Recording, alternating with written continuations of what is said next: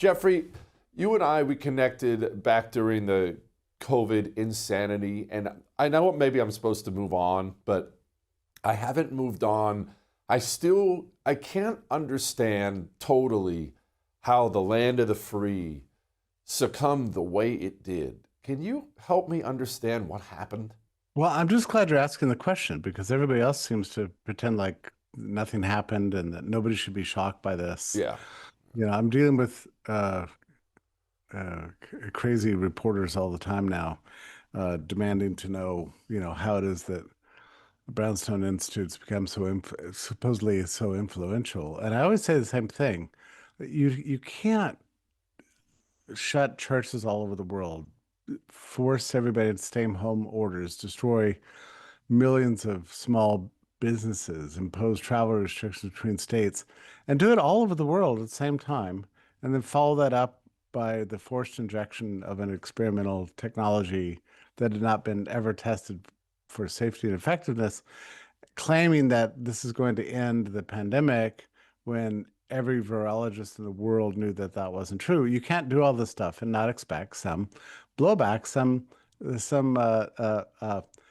some questions to be asked about how this came to be, and that has spread a great deal of incredulity towards public health, and not just public health, but doctors and the retail outlets at the pharmaceutical companies that participated, for that matter, the churches that shut their doors on Christmas and Easter's, the schools that refused to educate the kids for a year and a half, the bureaucrats who divided us between essential and unessential, the digital companies that participated in a grim, gruesome uh, uh, censorship campaign to the point that they even took the president off social media when he started saying things that were too true. Uh, all of this happened to us, and of course, I mean, what did you think was going to happen? People are going to be upset about it, and it's not enough just to say, oh, don't worry about it. That was then. This is now. Everybody just get over it.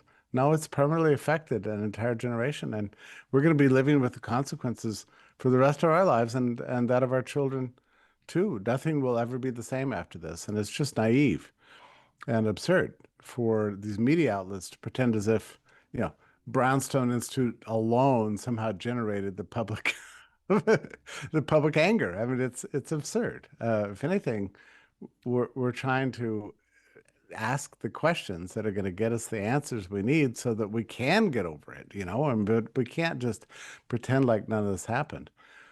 It was like the equivalent of World War One, I think, for this generation.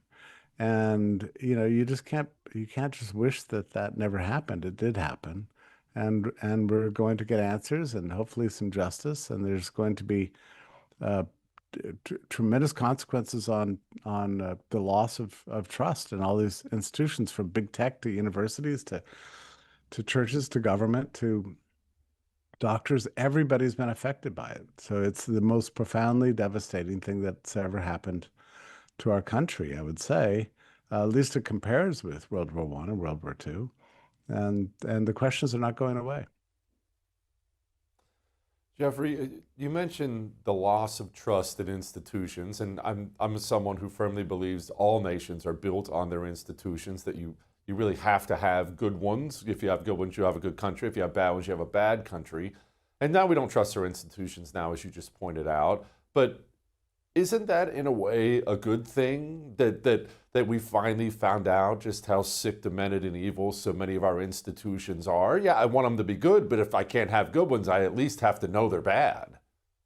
Yeah, no, I agree with that. We shouldn't recoil from the truth. We have to know what the truth is, but the truth is very profoundly disturbing. What we saw unfold before us was conspirators, no question, but then collaborators who did so mostly, as far as I can tell, on grounds of careerism. People didn't want to speak out because they knew that speaking out was going to be injurious to their remunerative flow and ability to pay overextended mortgages, car loans, and cell phone bills. And that alone was enough to control an entire population. I mean, I don't think we want to live this way.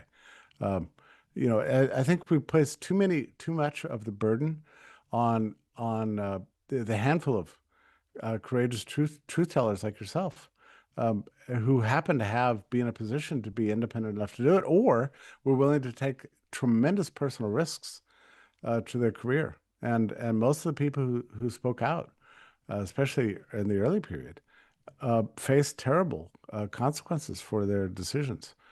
Um, and it's nice that okay, now some of these people have jobs in the Trump administration or whatever, but it hardly makes up for having created a conditions under which people had to forego all financial security, all sacrifice professional relationships, friend circles, everything to stand up to do the right thing. That kind of thing should not be necessary. I also agree with you. It's better to know the truth. On the other hand, nobody really wants to live in a world without trust in anything. And that's sort of where we are right now. We are a society without trust. And the evidence of it is all around us. Our commons are being taken away from us. I recently uh, boarded a train to go to Manhattan and got off at the Moynihan train station. The first thing you notice at Moynihan train station is like while it's pretty, there's no place to sit down. You know, I mean, there's literally they've constructed it without benches, and the reason is that they don't want people loitering. Well, is that really the kind of world we want to live in, where you can't have a place to sit down anywhere? And that's all of Manhattan now. You can't. There's hardly any place to sit down. And this contrasts with all the old train stations. Like you look at the New Haven train station in Connecticut, it's nothing but benches. They made it as comfortable as possible for everybody to be there. It almost looks like a church with lined up pews everywhere, you know? That's the difference in 100 years. The old train stations had nothing but places to sit where everybody could be comfortable. New train stations, you dare not even create so much as one bench because it'll be taken over by a homeless person. That's a substantial difference in the kind of world that we live in now. And then you leave the train station and you encounter something like a post-apocalyptic situation. For 5 square blocks in all directions.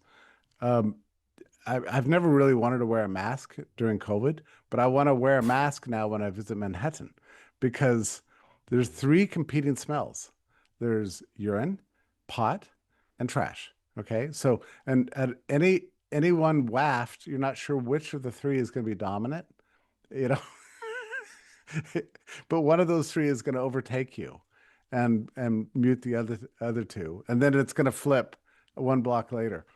Um, I was wearing a suit and tie, and I felt like a visitor from another planet or from the Gilded Age or something. Like nobody looked like me. There wasn't a single person wearing a suit or a tie anywhere. They're all just, they're dressed like vagabonds, fentanyl addicts everywhere, bums stepping over trash, construction that's never going to be completed. It's actually feels genuinely unsafe. This is not civilization. I mean, but this is where we are, and it's happened kind of quickly, but a little bit too slowly. But we've accommodated ourselves to this. Same thing is true in San Francisco. I was there recently. I couldn't believe what a catastrophe it was. You know, when I was a kid, I used to visit San Francisco. It was gleaming. This is the greatest city in the world. And now it's just nothing but a catastrophe where anybody there feels free to take up to $1,000 to rob stores of up to $1,000 because they're not going to get prosecuted for it.